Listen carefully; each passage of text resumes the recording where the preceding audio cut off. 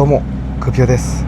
今、愛知県のキャンピングカービルダー、キャンカーサービスさんにいます。自分の愛車、ジル520のリフォームを今していただいています。ジルのマルチルームに収納式のトイレ、ラップポンを設置していただきます。このトイレが出し入れできるようになります。1週間ぐらいかかりますので、その間このバスコン貸していただけます。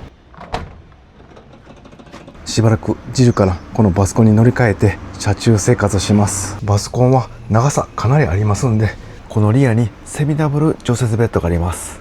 すごい広さです。このバスのベース車両はローザです。肉のエンジンはディーゼルです。そしてこの窓とかですね、いろいろワンオフで作られています。この辺もまた後で詳しく紹介します。なんか純正っぽく見えるんですけど、入手者が見たらすぐわかると思います。すごいかっこいいですよね。こういったサイドのラインや縦のストライプ、そしてステッカーなど、どこかアメリカンな雰囲気もあります。キャンピングカー乗ってるオーナーさんからよく最後はバスコンと聞きます。自分の乗ってるキャブコンと何が違うんでしょうか。バスコンが良すぎて帰ってきたら乗り換えたくなっていたらどうしましょう。一旦ジルのアイテム積み込みます。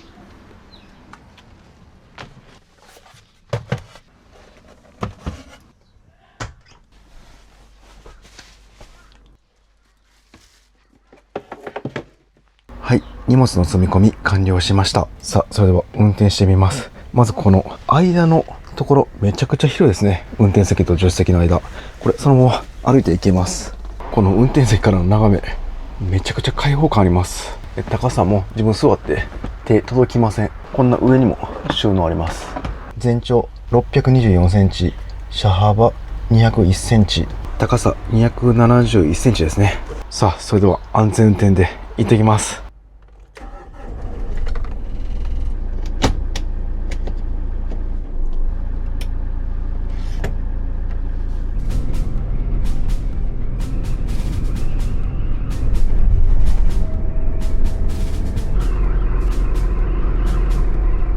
いや、めちゃくちゃ緊張します。走り出した感じ、パワーはかなりあります。このベース車両、三菱ローザのエンジンは3リッターディーゼルです。フィアットのエンジンが乗ってるようです。シフトはオートマなんですけど、ディスプレイに現在何速か表示されてますんで、すごくわかりやすいです。6速 AT のようです。乗り心地もトラックのキャブコンのようにガンガンする感じはなくて、すごいマイルドです。今回下道を中心に旅をします。で、明日以降ですね、また高速道路旅もしてみます。長距離乗ってきて、最後に感想をまたお伝えします。そして意外とですね、この車大きいの気になってましたが、運転している感じはあまり気になりません。というのも、全幅が2メーター1センチと自分の乗ってるキャブコンとほぼ変わりません。全長だけですね。また駐車の時、宿泊しそうな予感もします。さあ、それではスーパーで買い出しします。これ、どこ止めたらいいんですかね。いやー、緊張しました。駐車なんとか完了です。スーパーがこちらで、入り口もこちらなんですけど、その一番遠いところですね、こっち側に止めました。全幅が2メーター1センチなんで、この横幅こっち側にだいたい合わせて、反対側こんなに余裕があります。なんか車に隣にいても乗り降りできそうです。前高は271センチなんで、もう青空に止めました。で、問題が全長ですよね。一番後ろまで行って、で、前がやっぱり少し出ました。624センチです。なので、こういった駐車場、だいたい5メーターなんで、124センチ前に出る感じになります。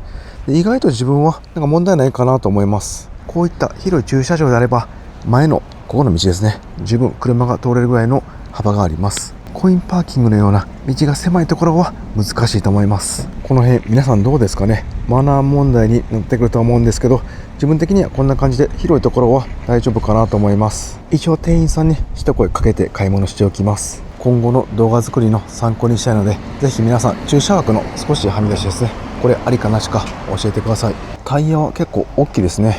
ホイールは16インチです。で、リアはダブルタイヤになってますね。ダブルタイヤ、結構路面の振動伝わって乗り心地悪くなるんですけど、このバスコンは乗り心地良かったですよ。中も広いし、乗り心地もいいって、もう最強ですね。で、このフェンダーのアーチっていうんですかね、これワンオフだそうです。なんか隙間が結構空いたんで、これを作ったそうです。キャンカーサービスさん、何でもできますね。で、リアのこちらに外部電源の入力があって、その横、こちらなんとジェネレーター、発電機があります。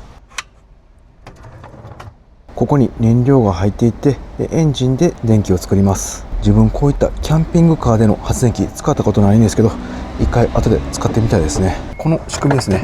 このスライドレールとロックで、この外部の蓋、これもキャンカーサービスさんがワンオフで作ったそうです。そして反対側、こちらエアコンの室外機があるんですけど、こちらのルーバーもキャンカーサービスさんのワンオフです。このフロントバンパー下、この AR も純正じゃなくてキャンカーサービスさんのワンオフで作ったようです。で、さらにすごいのが、このローザって後ろも窓こんな感じで延長されてるんですけど、ここを一旦埋めてですね、でこんな小窓、アクリル二重窓のキャンピングカー用のちっちゃい窓に変更されてます。反対側もそうですね。でこちらリアなんですけど、リアの窓も本当はこのぐらい大きいそうです。で埋めてちっちゃい窓にしたそうです。こんな普通純正や思いますよね。綺麗に埋めてまるで純正のような感じに仕上がっています。これすごいですね。 DIY されてる方なら分かりますよね、このクオリティのすごさ。なんかモノバスっていう感じの外観じゃなくて、こういったワンオフの埋め込み窓やデカールのラインがあることによってかなりかっこよくなっています。自分バスコンよりキャブコンの方がキャンピングカーっぽくて好きだったんですけど、こんな感じのデザインならバスコンもありですよね。今回の旅いろいろ楽しみになりました。あと気になるのは燃費です。3リッターディーゼルエンジンのバスコンどのぐらいなんでしょうか。一回満タンにして測ってみます。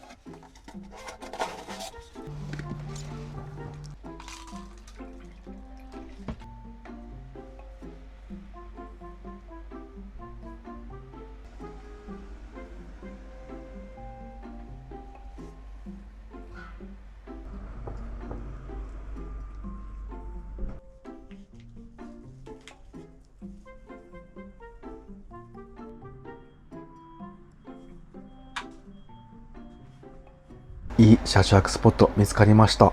温泉併設の RV パークです。今愛知県の南東なんですけど、ここから北上していくと湯の花という RV パークがありました。こちらも予約 OK でした。で、今回ですね、ここ泊まってからさらに北上して北陸目指します。念のため大型車枠の RV パーク予約しました。このソファー今5分ぐらい座ってたんですけど、めちゃくちゃ座り心地いいです。まずこのリクライニング機能ですね。こちら自由に動きます。で、ここも動きます。で、さらにですね、ここのお尻座っているところなんですけど、こんな感じで下に下がったりできるんで、こう後ろにもたれかけてリラックスできます。なんかもう高級なカフェにいるような感じです。これなら何時間でもゆっくりリラックスして休むことができます。キャブコンなどのキャンピングカーは結構この直角になっていることが多いんですよね。なのでこれはかなりアドバンテージがあると思います。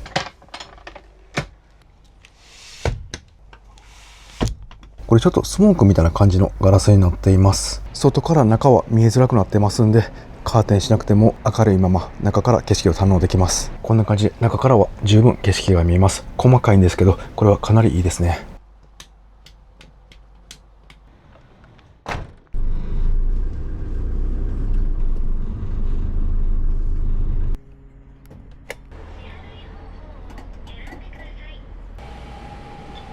吹きこぼれに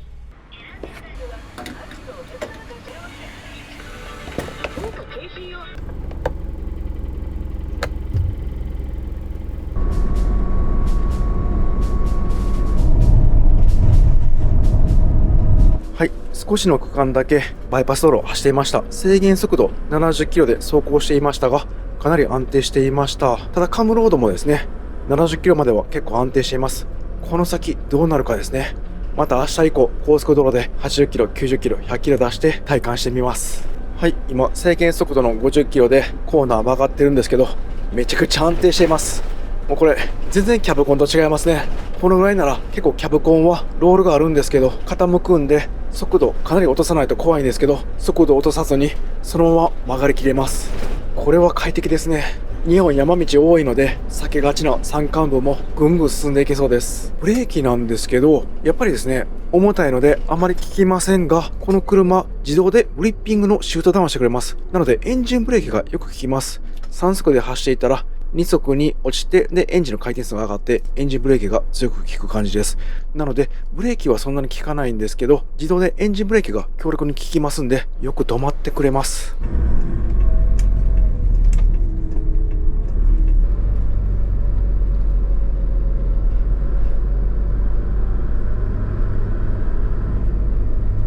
無事駐車できました。なんか3000円のところと5000円のところ2箇所ありました。で、こっちが5000円の方の大型の方です。両方とも電源込みの価格です。この5000円の方はなんと専用の庭もありますんで、ここでオーニング出してバーベキューもできます。ここにコンセントありますんで、オール電化で焼肉とかできますね。このバスコンの左後ろに電気の入力があります。ここにコンセント挿して挿せば電気が永遠に使えて、なおかつサブバッテリーの充電できるんですけど、今回電気全然使いませんので、もうここの外部電源は使わないでおきます。かなり最高な RV パークなんですが、少し気になります。後ろにこの鉄の支柱がありますんで、もうこれ以上バックできません。後ろギリギリまで行ったんですけど、前ちょっと道路に出ちゃってます。これバスコン大丈夫なところ予約したんですけど、なんでなんでしょうか。もう一方向こうにバスコン止まってるんですけど、向こうは大丈夫ですね。枠内に収まってます。これ大丈夫なんですかね。一回お風呂入るときに写真撮って受付のスタッフさんに見せておきます。一旦お風呂行ってきます。ここから150メートル先に温泉があります。 RV パークの案内標識ありますね。ナンバー1から7が小型車枠、8から16が大型車枠です。小型車の方はもういっぱいです。すぐ横にこの RV パーク専用のゴミ置き場があります。ここでゴミ捨てれるようです。すぐ横にこのバーベキュー場があります。ここ入るとトイレがあるようです。すごい綺麗なトイレありました。その横には炊事場もあります。なんかここすごいですね。屋内のバーベキュー場のようです。で、バーベキューは今営業終了してます。これ雨でもできるんで、家族連れの方とかかなり良さそうですね。で、その横には冒険の森アスレチック入り口っていうのがあります。なんか面白そうな施設がたくさんあります。で、その横、こちら側はキャンプ場になっています。こんな場所あったんですね。ここは岐阜県の秘密の楽園ですね。駐車場にあるこれ何なんですかね。モノレールのようです。駐車場にモノレール展示されてます。いやー、しかしここ面白いとこですね。運転席も座れるようです。なんか旅のテンション上がってきます。それでは入ってきます。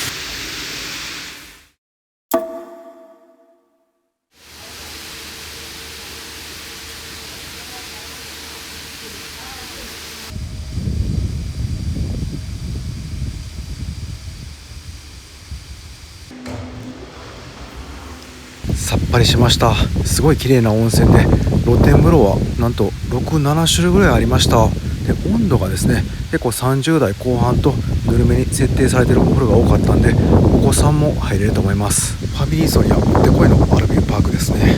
なんか夜だったからあんまり分からなかったんですけど、この横がすごい大きい川流れてるっぽくて絶景そうです。今度は朝方や夕方などもうちょっと明るい時間に入ってみたいです。で、駐車なんですけど、これ写真撮って店員さんに見したところ、なんかこの前のミラーだけ追っといてくれたら問題ないですよと言ってくれました。すぐ前に広い駐車場がたくさん空いています。自分電源使わないんで、ここでもいいですかって聞いたら、お客さんが受ければここでも大丈夫ということです。今夜で景色ももう全く見えないんで、広い方の駐車場に移動します。せっかくお金払ってもったいないんですけど、ここだとね、車の全体が撮影しにくいんですよね。動画関係なしでプライベートで来てたらここで車中泊してると思うんですが、 YouTube の撮影できて動画皆さんに見てもらえますんで、車全体見えた方が絶対いいですよね。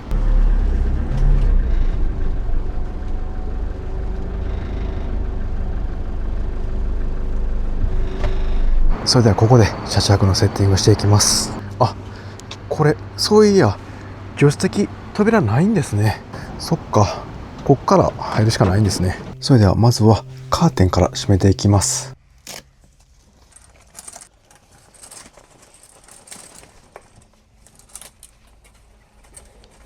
すごい広いんで、カーテンがちょっと閉めにくいですね。こっちが運転席は全然余裕なんですけど、助手席側は届きません。スイッチボットのカーテンレール欲しいですね。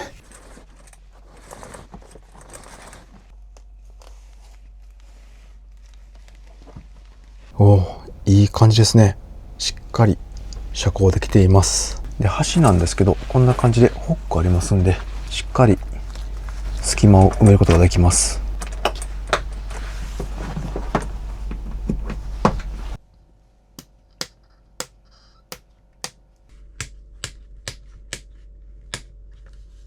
おー、いいですね、雰囲気。あんまり明るい感じの照明じゃないんですけど、なんかムーディーな感じで広くも見えます。レトロな感じですね。なんかこの辺の作りとか、こう、閉まるんですけど、なんかもう実家っていう感じですね。では後ろも目隠ししていきます。一番後ろのベッドの窓はこんな感じで、もうキャンピングカーの窓になってますね。ここはシェード。そしてこっちが上からは網戸ですね。一番後ろの窓、ここが埋めた窓ですね。でここの上はまだ生きています。上の、なんですか、4分の1ぐらいですかね。そこが窓になっています。多分なんですけど、ここで寝てる時にガラスが全面だとかなり熱が入ってくると思います。そして冬は冷気も伝わります。最低限光は入るようにして断熱性を高めているんだと思います。もうかなり実用性に振ったキャンピングカーですね。ベッド以外はカーテンですね。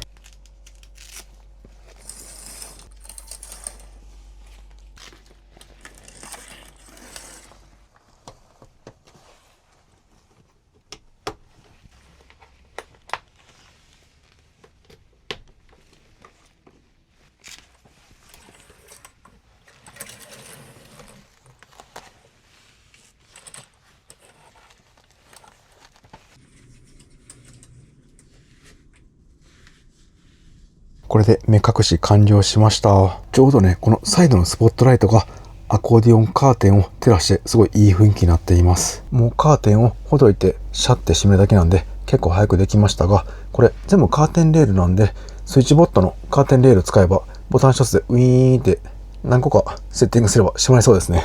そんなキャンピングカーも便利そうです。あ、ここもカーテンありますね。このリアベッドとキッチンの間ですね。ここ閉めればエアコンの効率上がりそうです。エアコンはこのダイネットのすぐ上にあります。で、あとはこの運転席と助手席の後ろですね。ここにもカーテンがありました。今回は新幹線が夏場とかここ閉めたら効きは変わってきそうです。それではもうあとはバスコンで宴を楽しみます。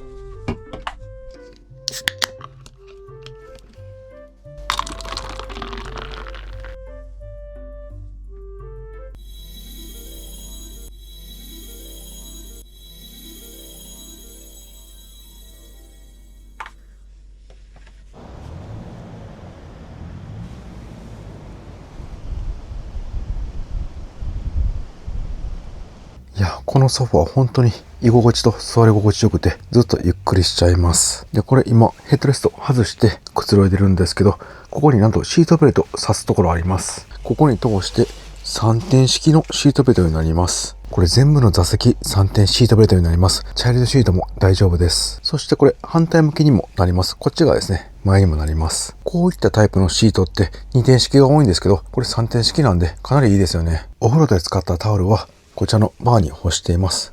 これすごい使い勝手いいですね。入り口の横にもあります。で、リアベッドにもあります。これ手すりみたいなんですけど、こんな感じでタオル干したりできます。こういった装備って地味なんですけど、かなり使い勝手いいんですよね。やっぱりこうやって実際に車中泊してみないと実用性で確かめられないんで、かなり今ワクワクしています。あと気になるのが、ここの台です。料理できるんでしょうか？こんな感じで補助台はあります。今回この車でもうバンバン調理してくださいと許可が出ましたんで、ここで何か簡単なものを作ってみます。で、換気扇がないんですよね。この中央の上、ルーフに換気扇みたいなのあるんですけど、これはエンジンつけないと換気扇が回りません。走行中に空気を入れ替えることができるんですけど、エンジン停止中は使用できませんので、車中泊では使えません。なのでもうこの窓ですね。ここ開きますんで、軽く開けて換気しておきます。すごい美味しそうなお惣菜ありました。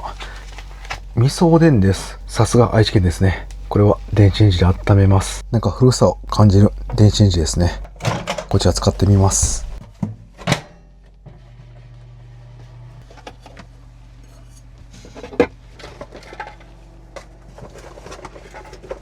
あとはこのむきエビなんですけど、もう味付けされています。こちらをフライパンで炒めます。その時に、もやしやえのきなど、ちょっと野菜類入れて、具沢山ヘルシーにします。で、キッチン台には IH の、例えば 100V のコンセントがないですね。リアベッドに1箇所見つけました。ちょっと見た感じ、この辺ないですね。入り口にありました AC コンセントと DC12V のソケットですね。ここの AC に挿します。あ、なんとかいけました。よかったです。それでは作っていきます。あれ、電子レンジが全然温まってない。もう一回やってみます。はい、何回かやってみたんですけど、なぜか温まらないです。ちょっと設定もね、一番強くしたりとか弱くしたりいろいろしたんですけど、ダメですね。一応、明かりはついてるんで、動いてるんですけど、温まりません。ちょっと原因不明なんで、もうこちらもフライパンで温めます。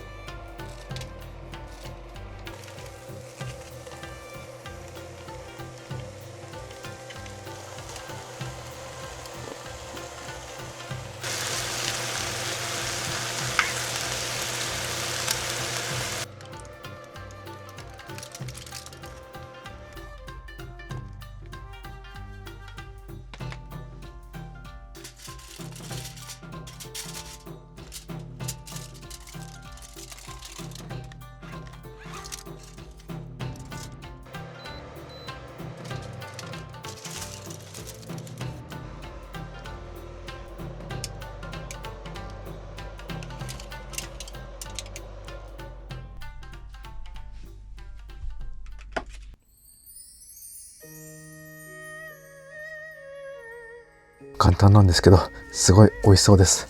味噌おでんどんな味なんでしょうか。それでは、いただきます。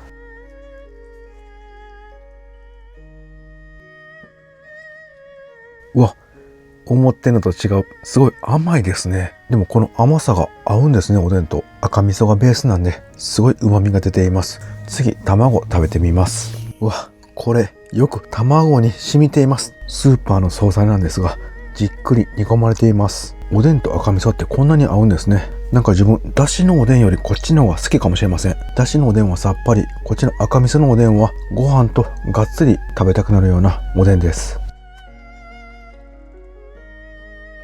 ニンニクと塩味付けされていたんで、すごいもやしとえのきにも合います。このシャキシャキのもやしにプリプリのエビ、味付け以外に食感でも楽しめて、すごい美味しいです。今日は白米が欲しくなるようなおかずばっかりになりました。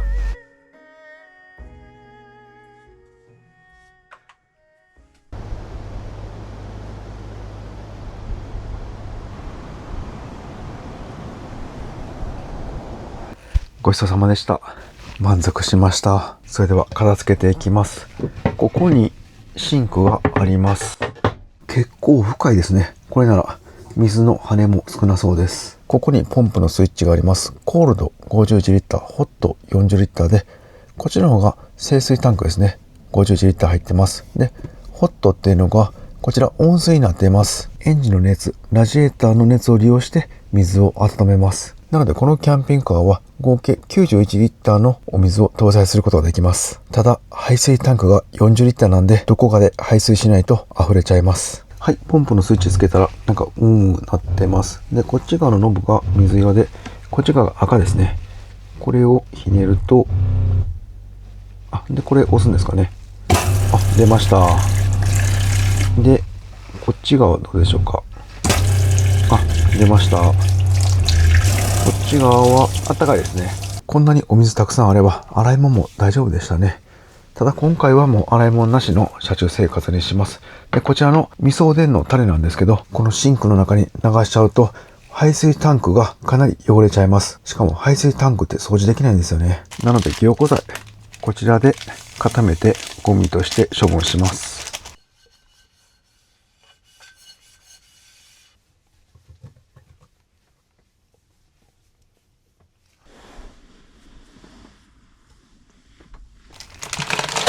はい、これで片付け完了しました。ここで初めて料理してみて感じたことなんですけど、スペース的には問題なく調理もできましたが、ここやっぱり冷蔵庫兼用なんで、途中で何か食材を忘れた時に取るのがちょっと大変かなと思いました。一回寝かしてからもう一回取らないといけません。あとはやっぱり換気ですね。これ使えたらいいんですけどね、ここ開けてるとある程度換気できるんですけど、やっぱり虫さんたちが入ってきます。ここの窓大きくていいんですけど、網戸はないようです。この換気扇使えたら最強なんですけどね。エンジンついてる時は使えるということなんで、車のメインバッテリーの電源から換気扇を動かしているようです。メインバッテリーの電源ではなくて、サブバッテリーの電源、こっちの後ろにあるサブバッテリーから電源を取ることができれば、エンジンつけずに使用できますんで、マックスファン代わりに使用できることになります。今、車内で T シャツでいてるんですけど、結構肌寒くなってきました。このテーブル上の温度計が 18.9 度で、外気温が 15.4 度です。結構寒くなってきましたね。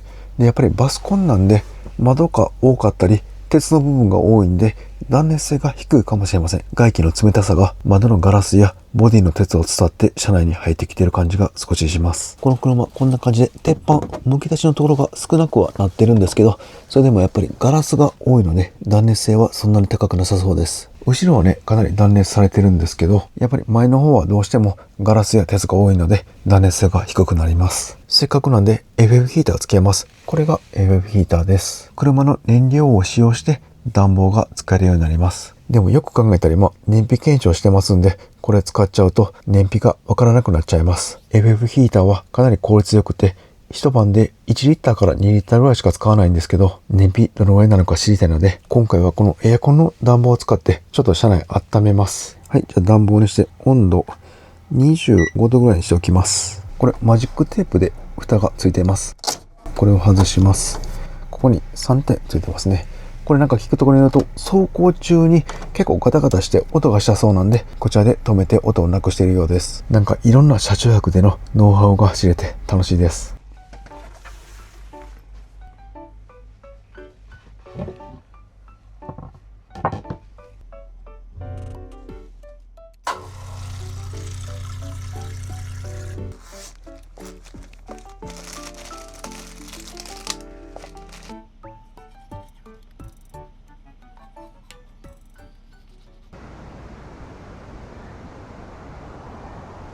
エアコンの暖房をつけていたら、車内がかなり暖かくなってきました。ちなみにサブバッテリーはリチウムバッテリーの 300Ah が搭載されています。エアコンの暖房はかなり電力消費しますんで、一晩つけているとバッテリー結構なくなってしまうと思いますんで、寝るときは切ります。今日はこのリアベッドで寝るんですけど、ここのダイネットのソファーをフルフラットにしてベッド展開することも可能です。こういったシートを反転させてフルフラットにするの結構面倒なんですよね。こちらのシートで寝るのは毎回じゃなくてたまにがいいかなと思います。ここのリアベッドのサイズ一応測っておきます。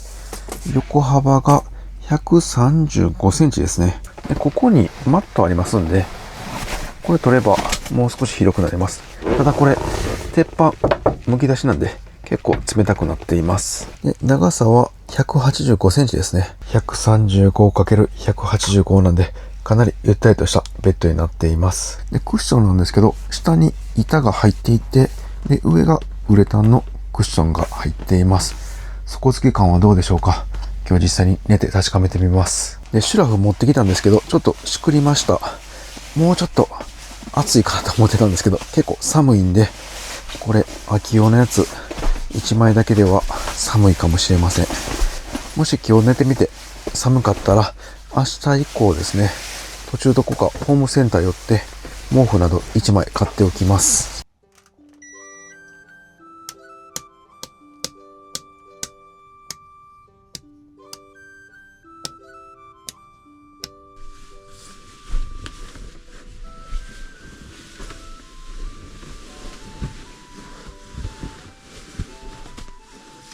いや、これめちゃくちゃ余っちゃいます。すごいもったいないですね。贅沢な使い方です。今日初めてバスコを運転してみて、心配していた長さなんですけど、全長6メーター以上あるので、一般道の細い道、カーブ曲がれるか不安でしたが、実際走ってみると問題なかったです。車幅もキャブコン乗ってる人なら気にならないと思います。というか一緒でした。駐車場だけですね。まだ感覚つかめないので、アランドビューモニターが欲しいです。そういった長さのデメリットはありますが、それ以上にバスはメリットが多いことが分かりました。なんといっても走行性能ですね。ロールがかなり少なくてびっくりしました。直進安定性もいい。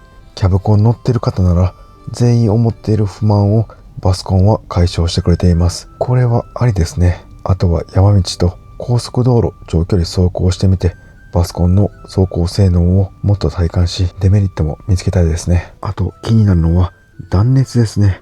今結構寒くなってきたので、今回の車中生活でその断熱も身をもって体感したいです。とりあえず明日はここから北上して山道の上り走行してみます。もう楽しみで仕方ありません。それではおやすみなさい。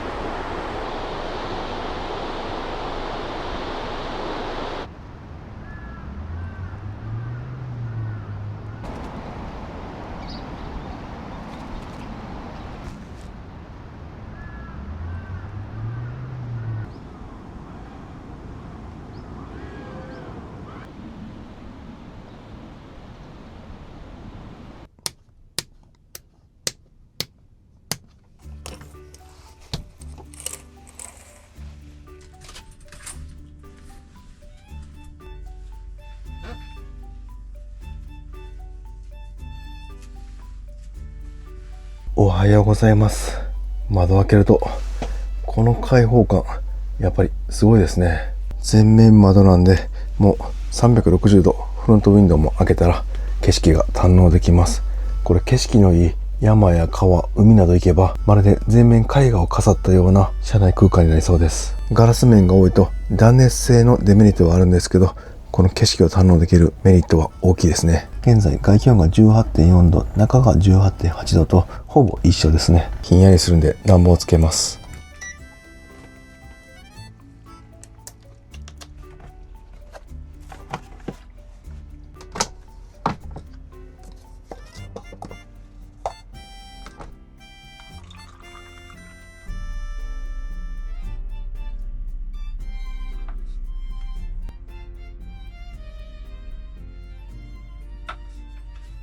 目が覚めてきました。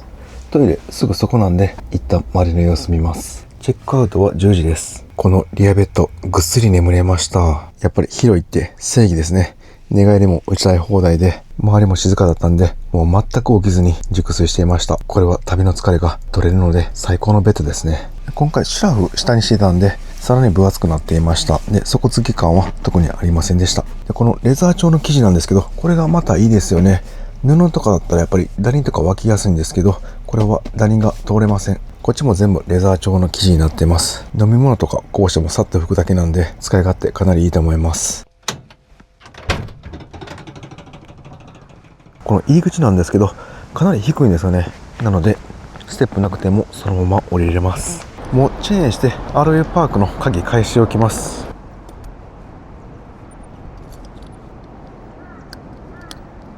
RV パークの後ろすぐ川流れてますね。昨日は暗くてよくわからなかったんですけど、絶景の RV パークだったようです。ゴミも捨てておきます。やっぱりゴミ捨てられるのは本当助かりますね。はい、鍵返してきました。あとはチェックアウトの時間まで車内でゆっくりくつろぎます。うわ、こっからの眺めすごいですね。3つの川が合流する場所で結構川の流れが速いですね。今 Google マップで調べたらこれは木曽川だそうです。露天風呂はこの川を見ながら入れますんで最高そうですね。こうやって見るとやっぱり存在感ありますね。で、天井に換気扇見えてますね。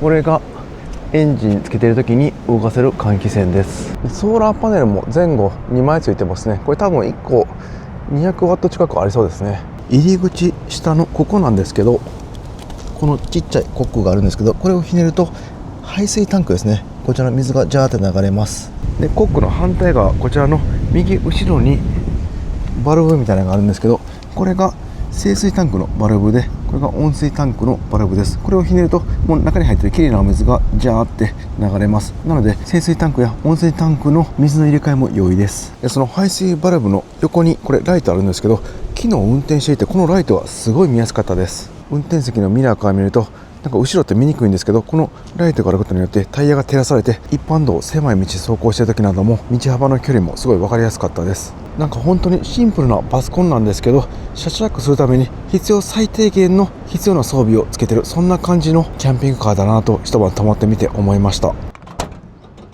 今日は天気曇りなんで、もう窓全部開けて開放感たっぷりな空間で朝食いただきます。リアベッドも窓開けます。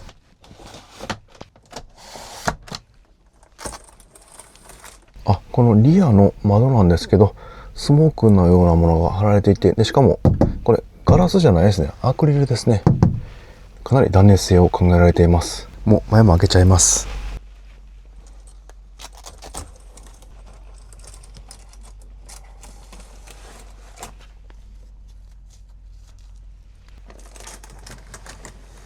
いや、いいですね。開放感抜群です。今日はこれで山道走りますんで、山の中でこれご飯食べたらめちゃくちゃ美味しそうですね。いや、楽しみが増えました。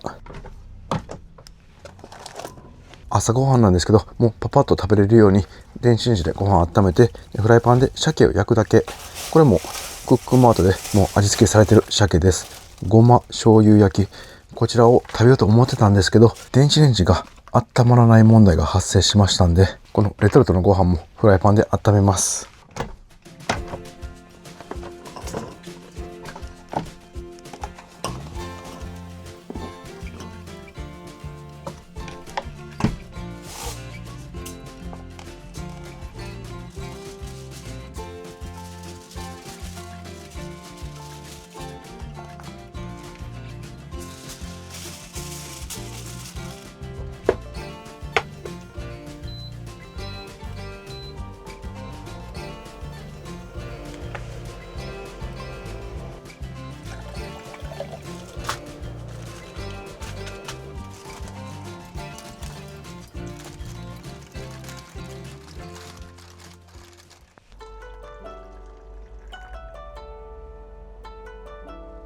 それではいただきます。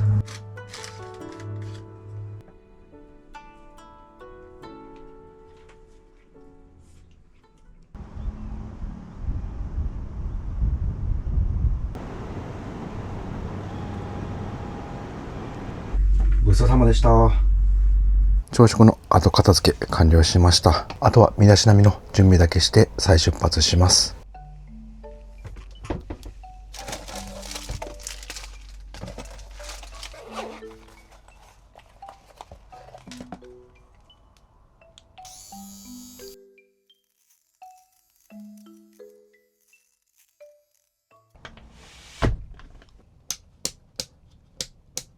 ここにスイッチが集中してるんでかなり便利です。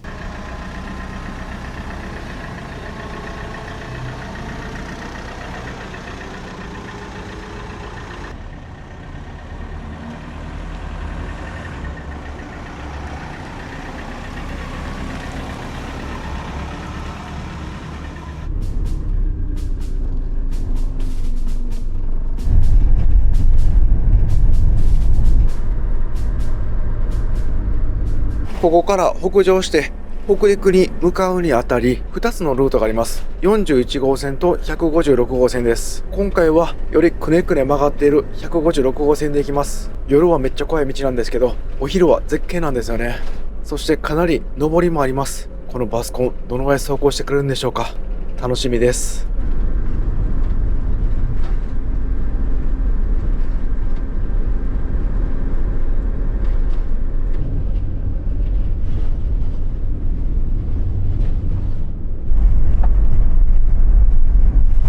現在きつめのコーナーが続いてます。で制限速度が50キロとそんなに低くないんで、高速コーナーまで行かないんですけど、比較的速度の速いコーナリングが続いています。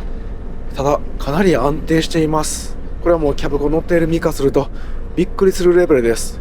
こんなに違うんかって感じですね。高さはね両方あるんですけど、これやっぱりタイヤとタイヤの幅、ストレッド幅の違いなんですかね。カムロードベースのキャブコンなら40キロでも結構ロールするんですけどね。こんだけロール少なかったら高速道路のジャンクションなども快適にスムーズに曲がれるかもしれません。これは楽しみですね。はい、もういつクマが出てきてもおかしくないところを走っています。もうクマの住処ですね。こんな感じでカーブに加えて上りもきつくなってきています。ただですね、前の車今いてるんですけどついていけてます。キャンピングカーでは考えられないですね。はい、今もう横が登坂車線があるようなきつい一般道の上りなんですけど、普通に前の車についていけてます。ここからですね、一回加速できるか踏んでみます。問題ないですね。もう余裕のパワーという感じです。これなら日本中どんな山でも問題なく走行できると思います。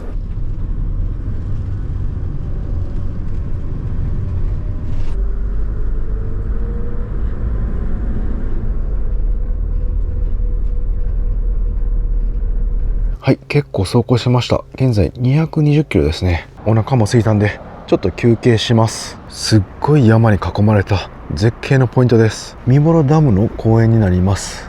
高い山登ってきたんですね。この石が積まれたダム、すごい巨大です。綺麗なんですけど何か怖さも感じます。これ今 iPhone の8倍で撮ってるんですけど、一個一個綺麗に見えますね。こっち側も高台になっていって絶景です。なんかここからひょっこりクマが出てきそうな雰囲気もあります。公園内になんか施設ありますんでちょっと見ます。なんか冬は閉鎖してるようですね。やっぱこの辺雪深いんで通れないんでしょうね。正月桜記念館や三幌電力館があります。でこっち側はもうダム見えますね。近頃この周辺でクマの目撃情報が相次いでいます。屋外を散策される際は十分にご注意ください。やっぱいますよね。なんかすごい幻想的な世界です。めっちゃ綺麗ですね。ここダムの大きさは 405m× 高さ 131m。 ゆっくり見たいんですが、なんかクマひょっこり来そうなんで車内戻ってご飯食べます。いやーすごい迫力でした。ここからもダムが見えますね。ダムの資料館入ると68年前作られた当時の様子映像が残っていました。人間って本当はすごいですね。こんなん作るんですね。こういったフラット立ち寄って先人たちが作った歴史に触れるのもこの車中旅の魅力ですね。それではダムのロマンに黄昏れながらお昼ご飯パパッと食べます。道の駅などで食材買おうと思ってたんですけど、ちょっと今どこも寄ってなくて、今あるのがこのチキンラーメンだけです。もうこれパパッと卵を入れていただきます。昨日買っていたチャーシューもありました。こちらも入れます。うわ、美味しそう。もうこんなんでいいですよね。それではいただきます。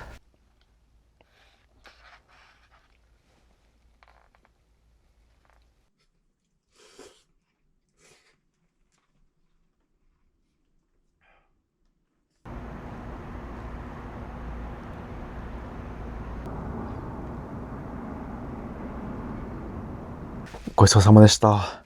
もうこれがやりたかったんですよね。360度絶景を見ながらお昼ご飯を食べる。これぞこのバスコンの醍醐味ですよね。お金じゃ買えない、自分で足を運んだものしか体験できない価値があります。それでは出発までもうしばらく休憩しながらバスコン車中生活で感じたことをお伝えします。まだ旅の途中なんで全て把握したわけじゃないんですけど、現地でね感じたこといくつかありましたのでお伝えします。まず燃費計測しようと思ったんですけど、今この辺ガソリンスタンドがなくてですね、白川郷まで行ったらガソリンスタンドがありますんで、また後でそちらは計算します。多分ここからまだ1時間ぐらいかかると思います。ちょっと外で喋ろうかなと思ったんですけど、なんかクマひょっこり出てきそうなんで中で喋ります。今回走行面で感じたことはキャブコン乗りが感じたこと中心になります。そして一般道中心でした。今回バイパスも走行しましたが、そこまで速度出してない感じのレビューになります。結論は乗り味はカムロード以上デュカトと同等、もしくはそれ以上かもしれません。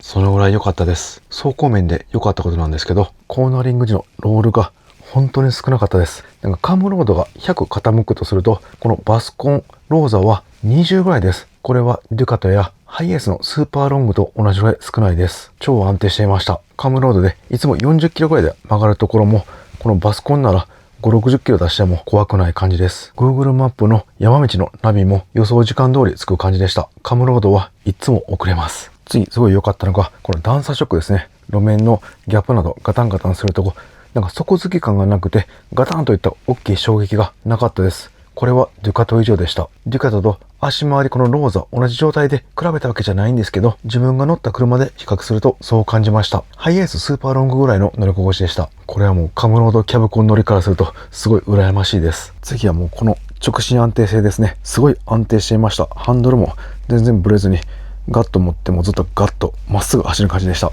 今回一般道中心で、そしてバイパス道路も70キロぐらいですが、カムロードと比べても明らかに違いがありました。ふらつきが少ないというんでしょうか。風が強いところあったけど、ほとんど揺れない感じでした。これは高速道路の長距離移動も楽だと思います。一方、気になったところは、やっぱり駐車ですね。この日本の駐車ではだいたい5メーターぐらいなんで、どうしても1メーターちょっとはみ出ます。この辺はマナー問題にもなると思うので、難しいですが、大型駐車場って意外とないんですよね。普通車枠だけのところが多かったです。その場合って2枠使っていいんでしょうか？悩むところです。横幅、高さはもうカムロードと一緒だったんで、走行中は何ら不便ありませんでした。気にせずガンガン進めました。次気になったのがこの助手席のドア開かない問題ですね。いつも自分一人の時は助手席に荷物置いたりしているので、パッとドア開けて取ることができなかったんで、ちょっと戸惑いました。運転席から入って手伸ばして取るか、後ろから入ってこう手伸ばして取るかですね。ただ、ここは行きやすかったんで、問題なかったんですけど、これ2人とかで乗るときに靴履いたまま助手席座りにくいんで、ちょっとめんどくさそうかなと思いました。以上が走行面で感じたことです。日本のキャンピングカーで走行面では、デュカトとハイエーススーパーロングがかなりいいですが、このバスも匹敵するぐらい、もしくはそれ以上に安定していることが分かりました。あとは高速道路ですね。こちらも楽しみです。次、車内で感じたことなんですけど、そんなにまだ多くないんですけど、お伝えしておきます。一番気になったのは、断熱ですね。今回寒かったんですが、車内も結構寒くなりました。やっぱりこんだけガラスがあると、熱や冷気は車内に入ってくると思います。で、この辺も全部鉄なんで、温度は伝わると思います。鉄むき出しの部分はなんかできるだけ少なくされている工夫はあるんですけど、やっぱりバスコンなんで断熱はキャブコンの方が上という感じがしました。車内で気になったのはそのぐらいです。個人的にはマルチルーム欲しかったり、換気扇やレンジフードも欲しい派ですが、こういったシンプルな車中泊スタイルもいいですよね。故障も少ないし、メンテも楽です。で、車内で過ごしてみてすごい良かったのが、まずこのソファーですね。撮影中もたくさんお話ししたと思うんですけど、本当良かったです。なんかね、座りたくなる感じですね。ここにずっと座ってコーヒーを飲みたくなります。家にいてもここに来てコーヒーだけ飲みたいっていう感じがしました。っていうか多分所有したらそうすると思います。次はこの高さなんですけど、絶妙なんですよね。自分170センチで立っても、頭握り拳1つ2つぐらい空いてるんで、そんなに無意味に空間があるわけではありません。今パッとメジャーで測ると184センチですね。キャブコンだったら高さ3メーターぐらいになるんですけど、これは271センチです。30センチぐらい低いので、走行性能も安定すると思います。だけど、車内は快適に過ごせる。絶妙な高さだなと思いました。この辺やっぱりバスは人を乗せて運ぶのが役割なんで、立って車内も移動できるし、快適に座って乗り心地もいい。これが両立されてるんだなと改めて思い、キャンピングカーには向いてるベース車両だなと思いました。ずっと乗りたかったバスコン、初めて車中泊できてすごい嬉しかったです。これからまだ一般道を走ったり、高速道路を走ったりします。いろんな風景やご飯もいただきたいと思います。また続きは動画で配信しますので、よかったらチェックしてください。じゃあ、ちょっと進んでから燃費計測します。はい、今店員さんに給油していただいています。で、今回暖房、エアコンそんなに使えませんでした。その状態での計算です。今回の走行距離が 238.1 キロで、入ったディーゼルが 18.3 割ると1リッターあたり13キロ走ったことになります。結構いいですよね。デュカトもそうなんですけど、フィアットのエンジンってなんか燃費すごいいいんですよね。ただ今回はですね、行きは自分でセルフのガソリンスタンドで満タンにしました。で、最後はですね、店員さんが入れたんで、あんまり正確ではないかもしれません。最初と最後全部自分でできたらいいんですけど、この辺セルフがありませんでした。もう結構日が落ちて暗くなりました。山道ってあんまり夜走りたくないんですよね。なのでこの辺どっか車中泊スポットを探して、どこかで寝てまた明日の朝活動します。